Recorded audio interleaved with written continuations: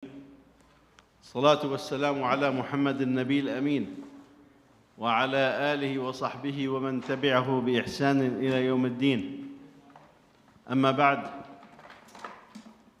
the Thursday class was supposed to be covering various issues. The official title of it is Islamic Concepts and Contemporary Issues. But as long as the events of Gaza are ongoing, we will keep talking about it from different angles and different aspects. Tonight, we will discuss the issue of understanding the mentality of the Zionists in Palestine. It's very important to understand our enemy. This is the enemy of the Ummah. No, just keep going down. So tonight, inshallah, we'll try to shed light on this issue. I have a partner somewhere. Oh, where are you, Mahmoud? Mahmoud, are you here? Where are you? Yeah, the two of us, inshallah, will try to shed some light on this, group of people that have been implanted in the heart of the Ummah, and what motivates them and how do they react on the events. We have to understand where this mentality comes from and where is this thinking come from, where this tendency is coming from. To start with, you know that the Jews in the countries around the world mostly lived in ghettos. They wanted to maintain their identity, their culture, and their way of life. And basically, for different reasons, which is not the subject that we have now, they ended up in influential positions in different countries. For example, they were the one who assassinated the Tsar in Russia was a Jew. The people in controlling the finance at one time in Europe were mostly from that background. So it creates issues. And we discussed in a previous session that when the Jews were kicked out of Spain with the Muslims then, the Jews did not choose to go to a Christian country. They went to the Muslims because they know that the Muslims do not have a Jewish issue.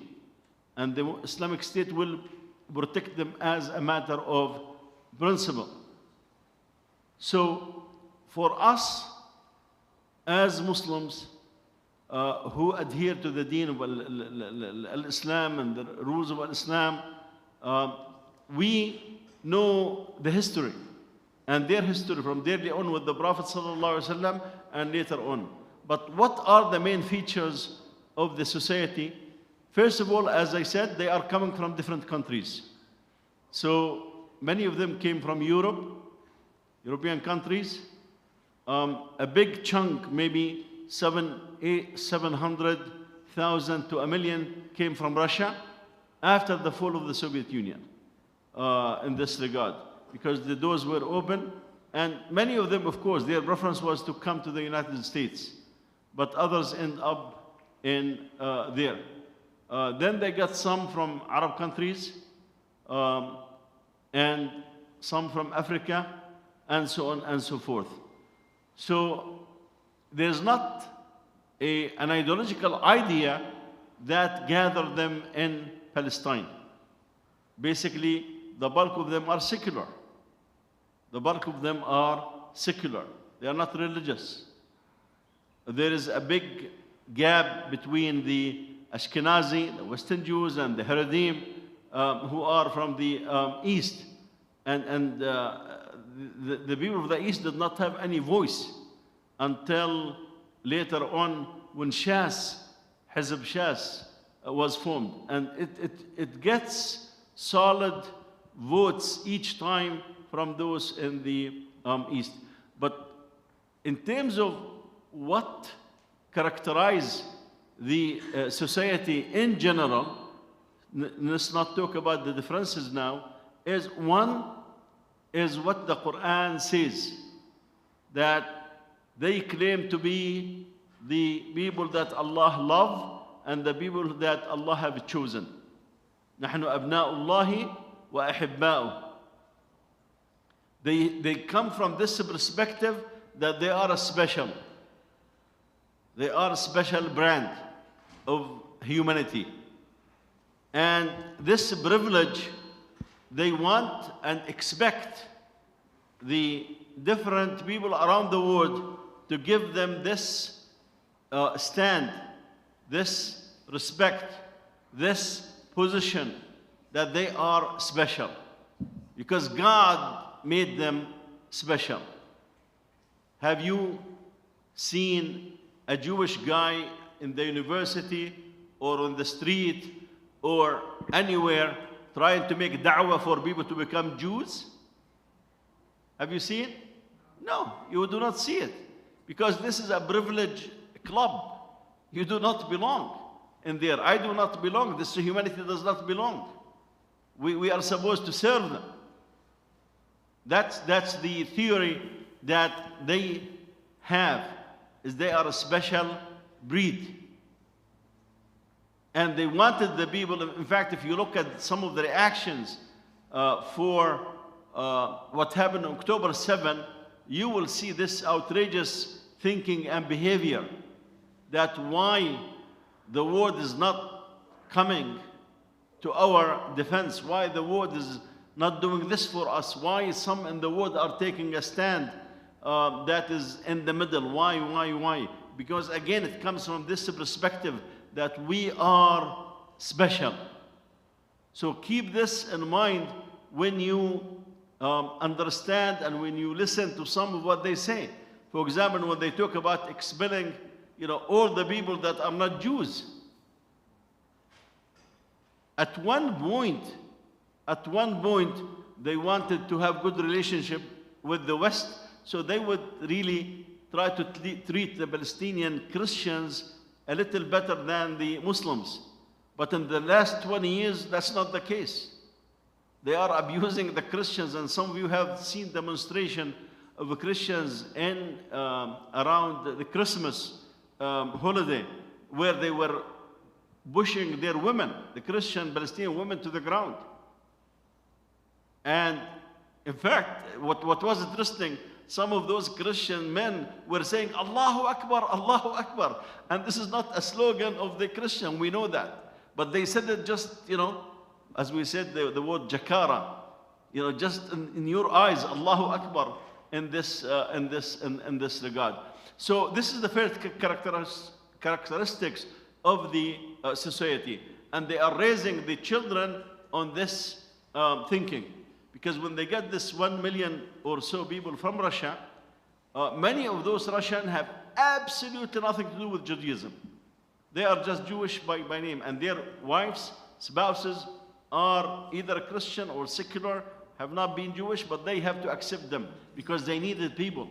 You see, they needed people in there because in the last 2 months, 400,000 Jews left Palestine.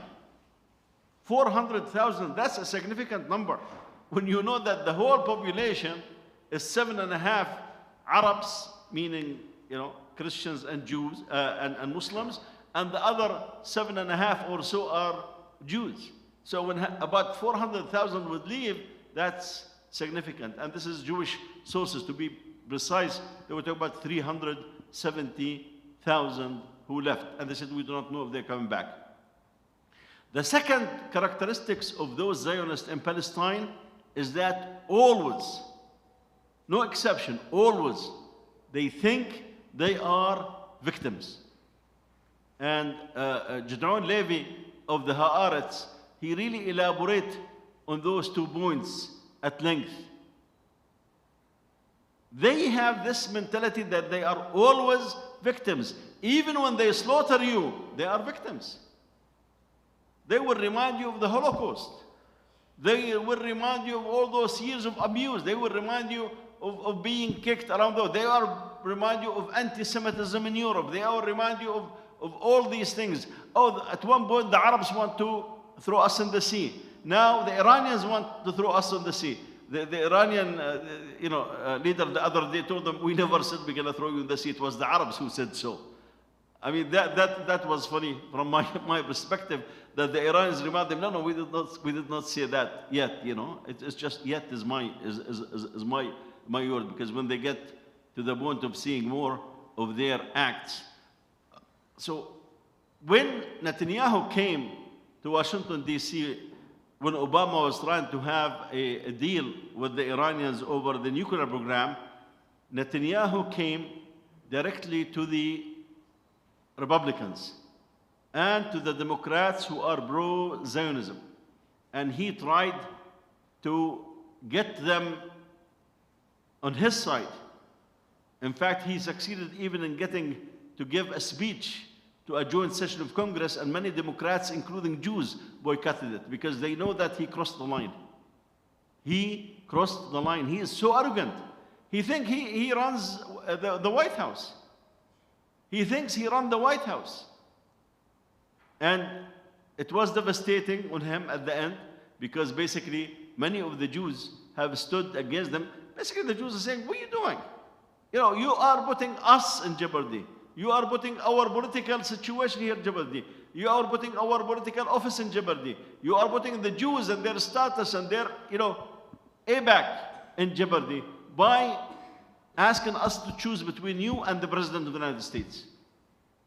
Whether it was, Obama or somebody else. But the arrogance is there because he just came.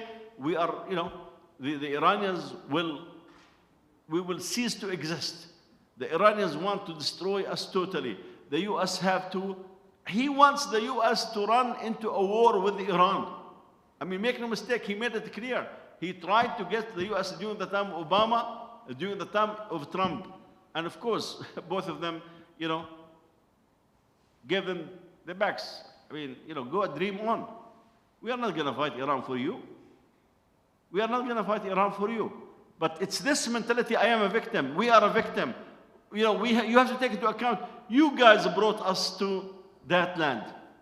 Because everybody should know Israel is a colonialist project. It's a new colonialism. Just like Egypt was colonized by the British, and Iraq was colonized by the British, Libya colonized by the Italians, Morocco, Tunisia, Algeria were colonized by the French. Palestine was colonized by the British, and then this new colonial system by those new colonial settlers who came to Palestine on behalf of the West colonialist idea. So that need to be clear from that perspective. Do they have, until now, Israel have no borders and no constitution. Their borders, the lines, show the two main rivers. Their thinking is from the Nile all the way to Euphrates. All is theirs, God given to them. Now, this is not some kind of extremist. No, this is the way that they thought of themselves from the beginning. Yes, there were some voices along the way who tried to reason and say, how can we live together? But those voices really disappeared from the public. I mean, remember in the last three elections, in the last three Israeli elections, there was not much mention about the issue of Palestine. In fact, in the last two elections, there was no mention of the Palestinian issue. Because for them, this is the thinking. We already got the Arab countries. Next step, get the rest of the Muslim countries. We had Turkey because of membership in NATO. They had Indonesia, and we can, they start aiming at Chad, and they wanted eventually to get to Malaysia, and so on and so forth. But the best prize, they thought, that's it. Saudi is gonna normalize relationship. That's what Netanyahu said to Elon Musk. he said to him that we see in the Arab countries, United Arab Emirates, Bahrain, and now we see it to a certain extent in Saudi Arabia, that our shared culture is there. So there is no doubt, for those Muslims who listen to some Zionist propaganda coming from the Emirat, from UAE, or Zionistic propaganda coming from the Saudis. I'm not talking about Zionistic propaganda coming from Israel. I'm talking about Zionistic propaganda coming from the Saudis and from the UAEs. Talking about that October 7 was a mistake. That's absolute. It's not just absolute nonsense. It's absolute betrayal for the issue of Palestine. The Yahud, the Zionists, thought that the issue of Palestine is dead. There's no need to discuss it with anyone. We have all those countries on our side. Make no mistake. Now, make no mistake that the Saudis government and the UAE government are conspiring with the Zionists against Hamas. There's no doubt about it. There is no doubt about it. You read it in the Israeli media, where basically they are saying that the Arab leaders, especially the Gulf leaders, are saying to Netanyahu, get rid of Hamas. Finish Hamas. Not just that. The Palestinian Authority, there's an interview, by the way, at the Times of Israel, with the Sharia advisor to Abbas. His name is Al-Habbash. Al-Habbash, I'm not sure if you can find somebody who's as cheap as this guy, in this regard. I once heard the khutbah for him, khutbah Jum'ah. He was given the khutbah Jum'ah in the seat of Palestinian Authority. So the audience, imagine who are the audience in the masjid, in the Musalla, Mahmoud Abbas, and his advisors, and his, entourage. So this guy was saying that those Muslims who claim to be Muslims, they are stacking weapons because they want to slaughter the mu'mineen. They want to steal the Quran. I was wondering, what is it that he's talking about? It turned out he was talking about Hamas. That Hamas was buying weapons to slaughter the believers. Now, he have an interview. I will take 2 more minutes. He have an interview with the Times of Israel, basically saying, Abbas talked to 70 leaders. And each one of them, he will tell him, he criticized Hamas, and Hamas is wrong, and the October 7 is wrong. He said, this is what, and he's the advisor to Abbas. He said, this is what Abbas tell the world leaders, 70 of them, 70. He said, you Israelis, to ask Abbas to condemn Hamas in public is totally craziness. It can't be, because he's going to lose it. So the Israelis are heavy with this arrangement in this regard. The last point that also Gideon Levy makes is that to the Israelis, the Palestinians are absolutely nothing, worth of nothing, will have not any iota of anything. For them, they are just, free to kill, free to imprison, free to torture, free to expel. And you have seen, as the Nation article that I mentioned a few minutes ago is saying, their aim is to ethnic cleanse Gaza. Send the Gazan to Egypt. And if Egypt does not become an option, they're gonna drive them away from their homes and put them scattered in places around Gaza. I say this, inshallah, let our brother Mahmoud take it from there. Assalamu alaikum. So I can't add much to that, but I'm going to try, inshallah. So one thing that I think is different about the situation this time around, first and foremost, this is not a war as it is frequently being described in the news. This is a continuation of the ethnic cleansing project that began, I guess, depending on where you start counting, 75 years ago, roughly. You could say it started before that, but we'll just start with the official declarations. And in that 75 years, we've seen a consistent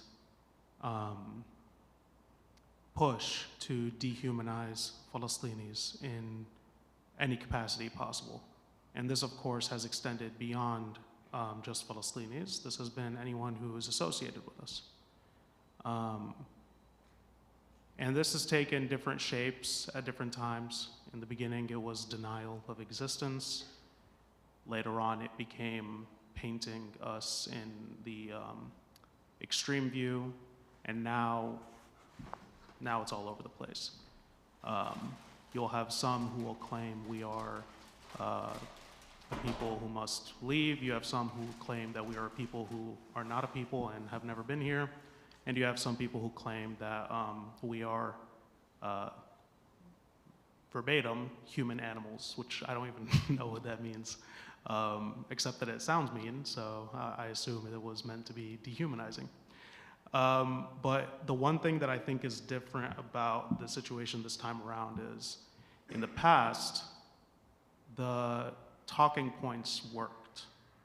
The propaganda worked, right? Like, you had the politicians and the civilian populace take in the talking points hook, line, and sinker.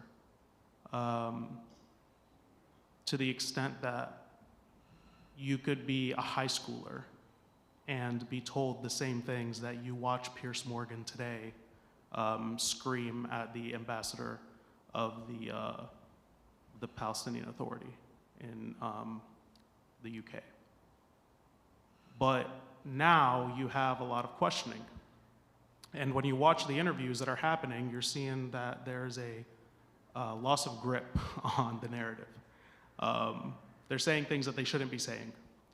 By they, I mean, of course, the Zionist officials. And by shouldn't be saying, I don't mean things that we don't believe they should be saying.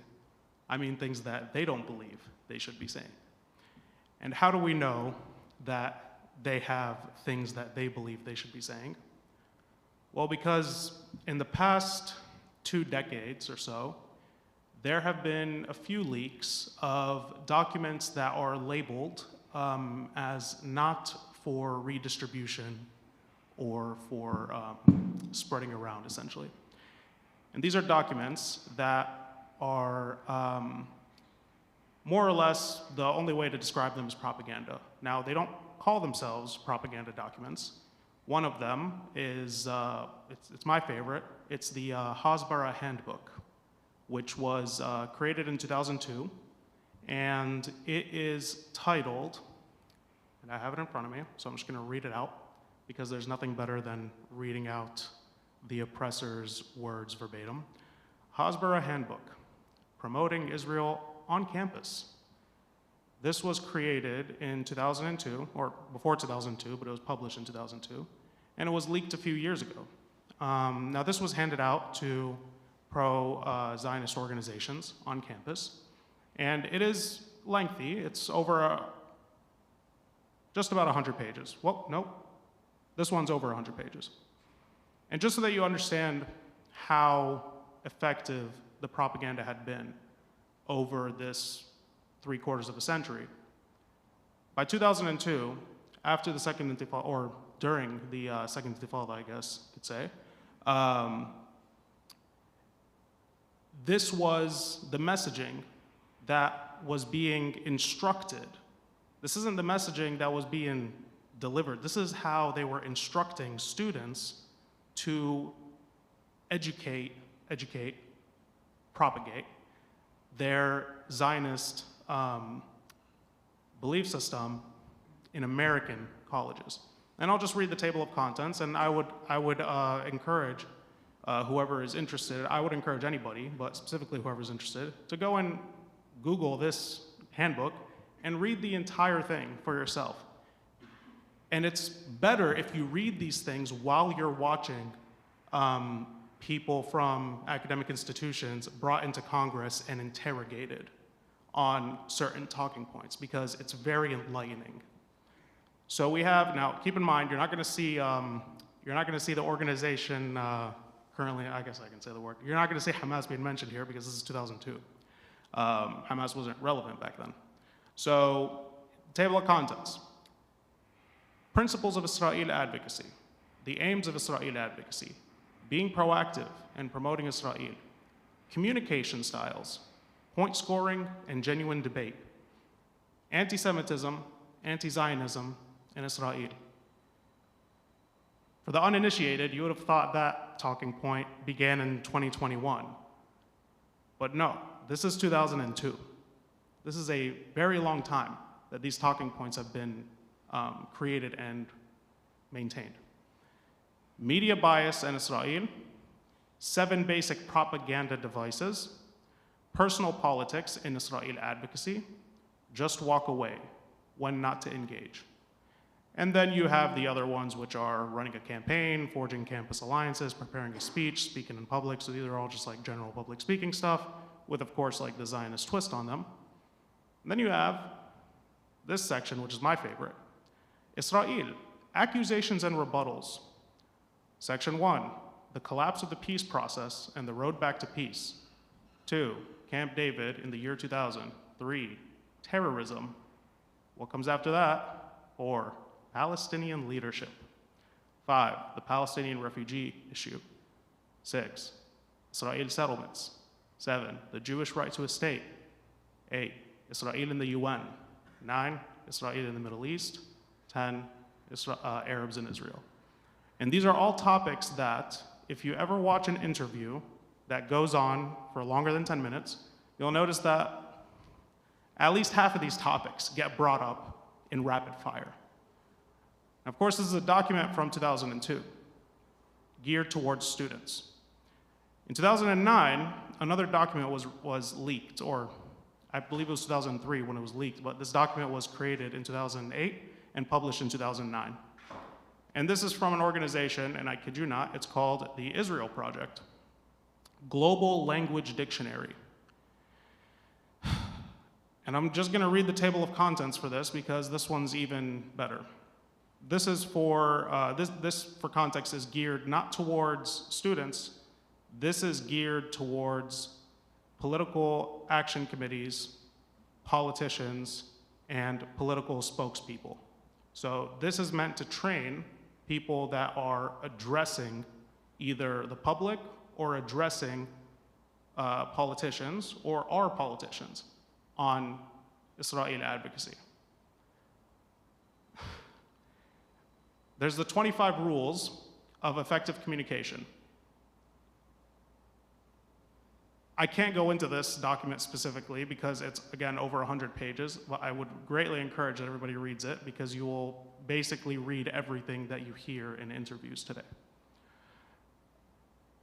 2, a glossary of words that work, and subsequently words that don't work.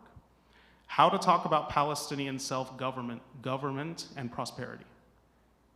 Isolating Iran-backed Hamas as an obstacle to peace. Now remember, this is 2008, so the PLO is no longer a threat. Now Hamas is the big dog in town, right? 5, the language of tackling a nuclear Iran. This is after Obama became president, so you can kind of see where this fits in. 6, Gaza, Israel's right to self-defense. I'm gonna say that again. Israel's right to self-defense and defensible borders. 7, peace, the central message. 8, settlements. 9, Jerusalem. 10, loan guarantees and military aid. The security fence and checkpoints, the right of return equals the right of confiscation. No, that's exactly how it's written. The right of return, meaning the right of return for Palestinians, which is recognized as an internationally recognized right for Palestinians, equals the right of confiscation. That's how they paint it, as messaging for politicians. The United Nations talking about Arab Israelis, that one's a great one. A lot A lot of good dog whistling for those who want to know how racism is painted with these, in these documents. We have talking about children and the culture of hate.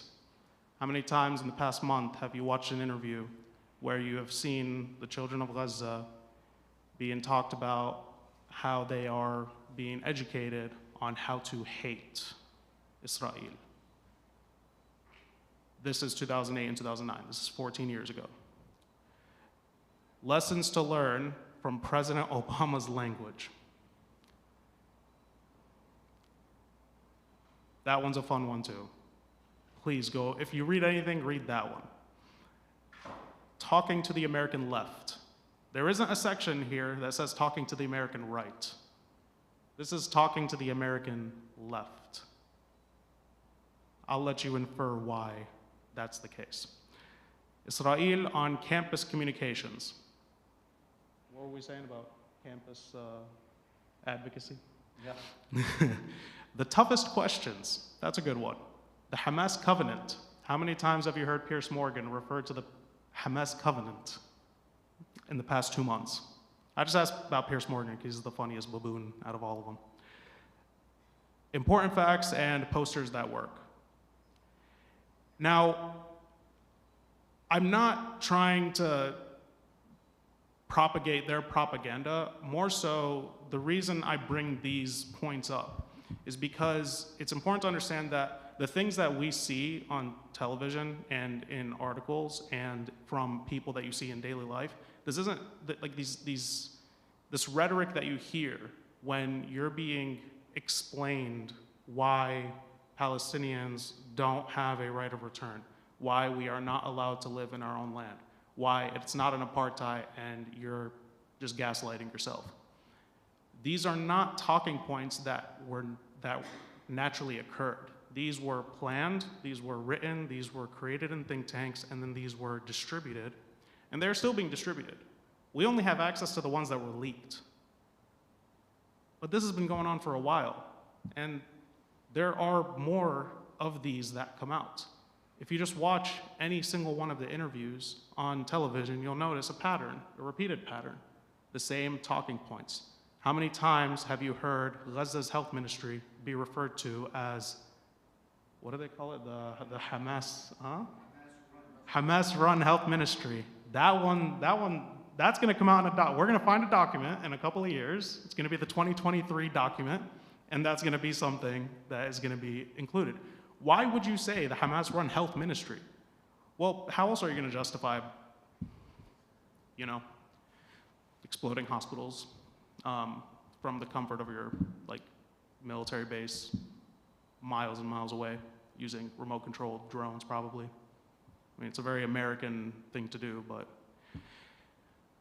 regardless, the point is understanding how this propaganda is crafted is more important than the propaganda itself, because there have been more times that I can count when I was younger where I would be berated with these kinds of points, and you kind of just sit there and you're like, I don't even know how to explain why I'm a human being like you, because I'm flabbergasted at how there's just this ridiculous amount of demonization that comes out like a fire hose. And that's the last part that I want to mention, is something to be very cautious of when you're watching these interviews, when you're talking to your coworkers. By the way, don't incriminate yourself and say something too rash, because that's just a trap. There is a concept called the fire hose of falsehood. Google this, Wikipedia, it's great. And I'm gonna just read you the definition. The fire hose of falsehood is a propaganda technique in which a large number of messages are broadcasted rapidly, repetitively, and continuously over multiple channels, such as news and social media, without regard for truth or consistency. The idea here is if you flood the environment with as much falsehoods as possible, your intellectual interlocutors or the people on the other side of these falsehoods will be sitting there trying to dismantle them one by one. And this is exactly what has happened in these past 2 months. We have heard time and time again, falsehoods after falsehoods after falsehoods being repeated by this government, being repeated by our government. And the whole time, you have folks talking about moral quandaries, about, oh, some oppressive organization's right to defend itself. I don't know what's a proportional response to 1,200 people being killed, while every day there are hundreds and hundreds and hundreds being massacred. But that never gets attention because we're still trying to deal with the fire hose of falsehoods. And it's important to recognize these strategies so that we can know how to address them and also know when to walk away and find a more productive use of our time than putting ourselves in a situation where, we say something that we don't want to say, or we risk our jobs over some silly argument when that was the whole point. The whole point was to trap you and put you in a situation where you say something and you end up walking out hurt. So it's important to educate yourself, and the more you educate yourself, the better you'll be able to educate others, inshallah. Jazakallah khairan. We have, by the way, a WhatsApp group is called Weekly Classes of the IER. So if you like to receive reference to the 2 documents that Mahmoud just talked about, inshallah, talk to Naji there to add your name. You're gonna get the titles of the classes, basically Brother Musa Ramzi and my classes, and Mahmoud and Hassan Baloch classes in that weekly, and we will have reference to some of the books and the documents that we mention in here, inshallah. So that's one item. The second item is, since Mahmoud talked about the activism on campuses and their plans, one of the most effective groups on campus is the Student for Justice in Palestine, the SJP. In fact, the Columbia University and Harvard, among the universities that took a stand against them because of this huge pressure. I say huge, it's not big pressure, that came from Zionist donors and their supporters. So this organization was established in 1992 by Professor Hatem Bazian. MashaAllah, he have done a wonderful work. He's from Berkeley.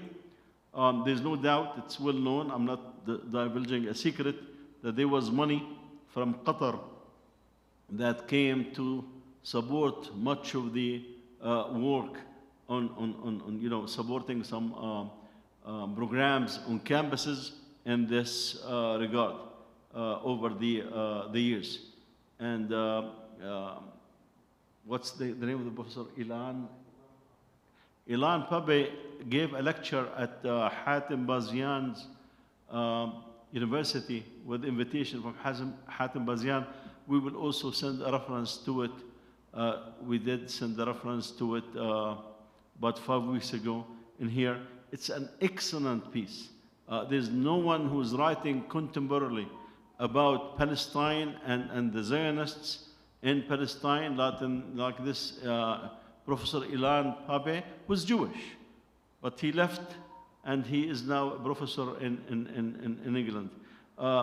He also will give you, I mean, he has a few good books, but in that lecture, give you the mentality of what we are discussing tonight, the mentality of those people in Palestine. Inshallah, for the sake of time, if there is an interest, we might ask Mahmoud to cover one or both documents in one of the Thursdays, because I know if we get few people who are going to go and read them, the bulk will not, because still we do not value the importance of awareness. The importance of awareness. This work that he's talking about by those Zionists costs tons of money. and there are big organizations behind them. I remember when I was a student at Columbia University, I was the president of the MSA. And basically, we have no one to advise us. We were on our own. Next to us, this is called Earl Hall, a building at Columbia University called Earl Hall, where we used to have Jum'ah and everybody else have services in there. But basically, next to us is the Jewish office.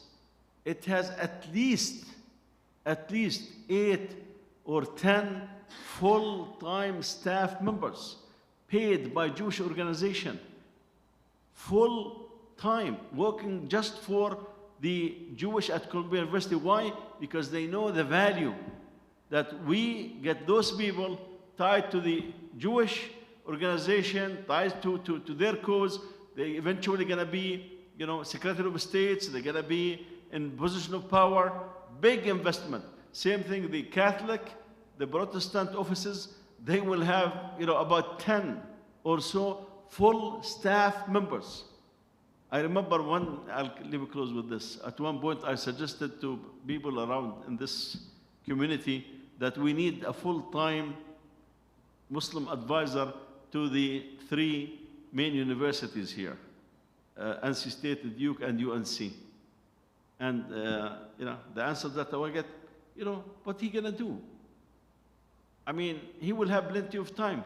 I said, if he has plenty of time, it means that he's the wrong person. He does not know what he's talking about.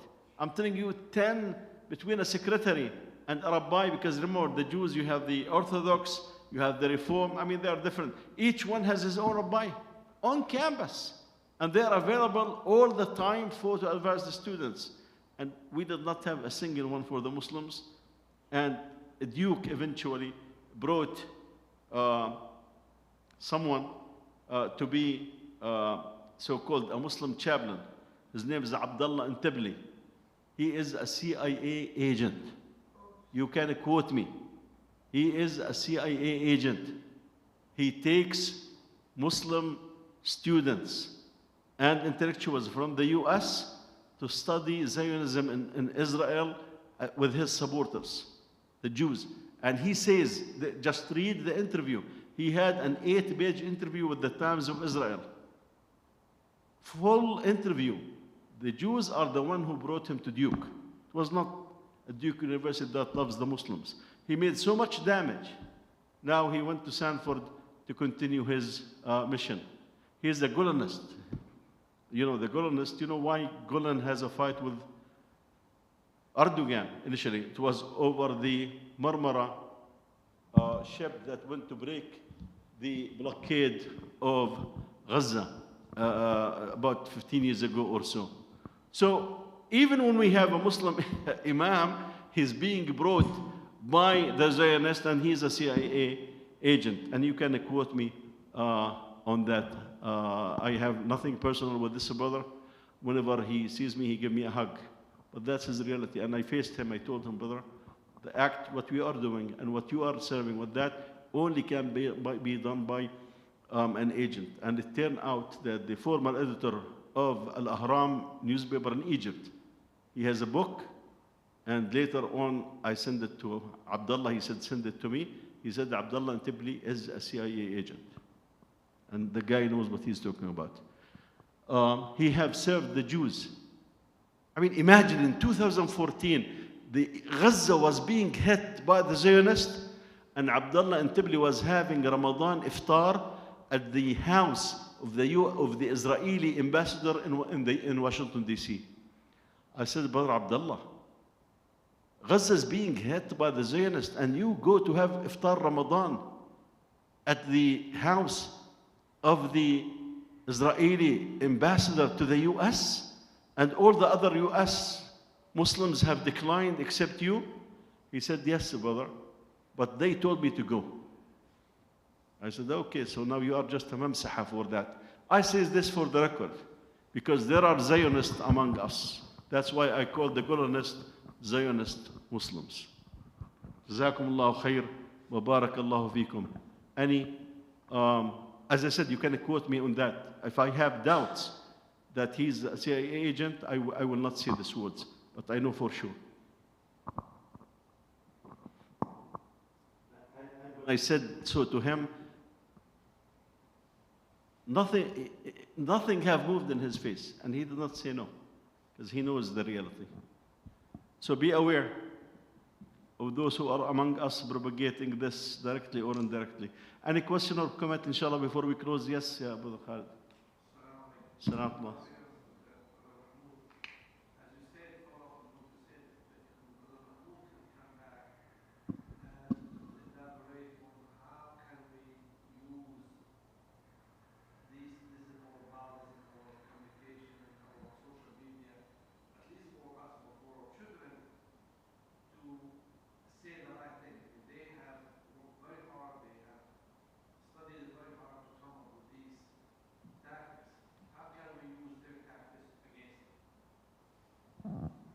Well, I don't. I think in my early college time, I thought of the same idea, or not idea, but like the same. I was like, why don't we have our own? But then I thought about it and I said, I understand the need for talking points, but you only need these kinds of strategies if you're doing something wrong. If you understand the strategies and understand how to interrogate the strategies, yani how to ask the right questions, you don't need talking points. Because ultimately, the whole objective, when someone is wrong, the objective is, for the person that's wrong, the objective is to shift blame or to avoid reality. Our responsibility is just to center reality. I think Mahdi Hassan has a phenomenal book that he published, I believe it was this year or last year. I think it's called The Art of Debate. Off the top of my head, I forget the title, but I read the book, it's phenomenal. It goes over just how to ask these questions. How to, okay, you're making a factual statement, back it up. And how to not be completely derailed and deterred when you're facing these kinds of outlandish claims that come against us. Well, I think the most important thing that we can do is first to, it is a big ask, which is why I hesitate to suggest it, but it's to educate ourselves. I think that's where we can do a lot better. Is المشكلة إنه we have to educate ourselves. We have to read all of these documents and all of these things, but if we had a more concise way to deliver the maximum amount of relevant information to the maximum amount of people, and then lead that to more detailed information, I think that will be the most important step.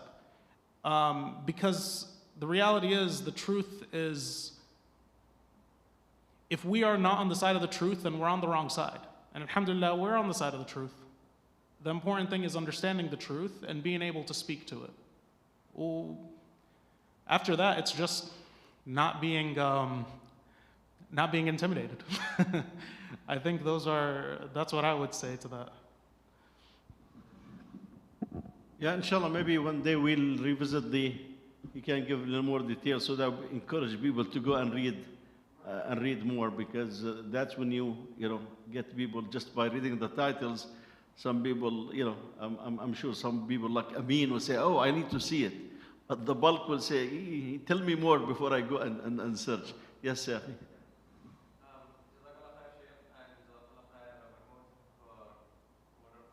Bless you, inshallah. My question is, so the Jews we see here, like those who are flooding the stations, they are doing by God, not in my name, and those Orthodox Jews, who are those, like, who are supporting Muslims, and how much we can get a backing from them? Yeah. There is a substantial number of Orthodox Jews, very religious Jews, who, from a religious perspective, they do not believe that the Jews should have a state that control themselves and others. This is based on their understanding of the text. Some of them are even go further. For example, the small group called Natori Karata, when they go and visit the Masjid al-Aqsa, they seek permission from the king of Jordan because they do not recognize the Israel in this regard. There are others who think that their main task in this life is to study the Talmud, and they do not do any work. And there was a big scandal in New Jersey, if you remember, about 3-4 years ago, when 70 rabbis and associates were caught by the FBI in a ring that it lasted investigation about a year, where they go to those people who have 7 and 8 and 9, 10 children who do not work, just to study the text, and they put together a fake application and milk the government of hundreds of millions of dollars. So the FBI caught, and those Jewish apologists in the US, they were saying, you know, those who brought this culture from Russia and this and this and that. But some of these, in Palestine, there are many of them. And there was a fight this week on the budget between the people like Gantz, who want to devote the money for the war, and Smotrich and company who want to give it to the religious people, some of it, to get their votes. They're not being concerned to study the Torah, but to get their votes in this regard. But that's basically, in a nutshell, the religious side. Now, the secular side, some people think that the Jewish state is hanging itself. And we as Jews, they said, we have to rescue Israel from itself. Because the way that they are acting with this arrogance, thinking that they can do whatever they want, is definitely, especially as I described when Obama was president and Netanyahu came and challenged him in Washington, D.C. Some people do not. And the third sector of this group is people who have humanity aspects, and they think that what's being done to Gaza, what's being done to Palestinians is totally, absolutely inhumane, and it's not deserving of a Jewish people who claim to be Jewish to do such a thing, since the world have, according to them, done, you know, the Holocaust, etc., to them before. That's in brief. Final question or comment? Yes, two questions. First, Barakallah fiik. the Christians who are being suffering at the hands of the Zionists, do we have some prominent public figures in the U.S. that they can be leveraged on campuses to, you know, because I understand, Mahmoud, what you're saying about, you know, we are on the side of truth, so we don't have to do most of those things, but we actually, most of us cannot, will not go and read or research all that you have done. So this is the age of social media, memes and graphics, and 2-minute, 30-second videos are the, do the work. So if we can leverage those Palestinian Christians, their supporters here, that's one thing. Second question is the SJP. Maybe we can invite Ilan Pape to NC State University, and then, you know, push the counter narrative, which is very important because, you know, as you say, not everyone will read and research, but at the same time, you have a large segment of African Americans, Hispanic, some Americans who are victim to the post-truth world. For the second point, you need to talk to the MSA. We are way beyond, used to be in the MSA 30 years ago, so we are beyond that. So you need to talk to, but it's a good suggestion. But I think approach in the brothers from ancestors in the MSA. As far as the first point is concerned, really, the one who was standing was Edward Said. Edward Said, in fact, the Jews have burned his office in the early 80s. When the Muslims in this country was asleep, and the Arabs and the Palestinian Christian and Muslims were looking after their own, Edward Said was taking the heat with Abu Lughod standing for Islam, although he's a Christian, Palestinian Christian, for Islam and for Palestine. And the Jews have attacked him, fiercely. In one of the cases, they burned his office at Columbia University in this regard. So I don't think there's a figure that of this status. There is someone who's at Beit Lahem University, sometimes come and lecture here. He was in this triangle in the old days, but he has limited audience. Somebody like, Edward Said, it was one of a kind. Jazakum Allah khair, barakallah fikum. May Allah subhanahu wa ta'ala bring the khair and the best to the Ummah and protect the people of Gaza and accept their shuhada and show us a sign in their and Allah's enemy on earth. Allahumma ameen. Subhanaka Allahumma bihamdik, nashhadu an la ilaha illa ant, nastaghfiruka wa natubu ilayk.